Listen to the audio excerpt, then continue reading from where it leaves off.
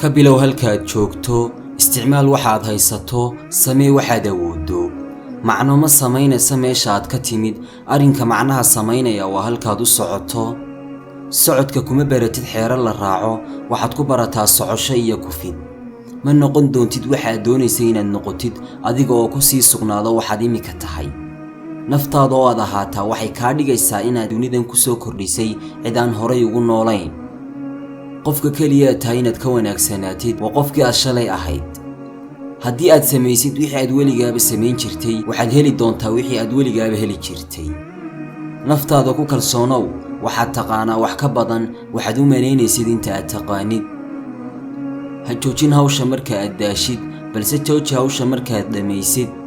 mustaqbalkaagu wuxuu ku xidhan yahay waxaad maanta samayso.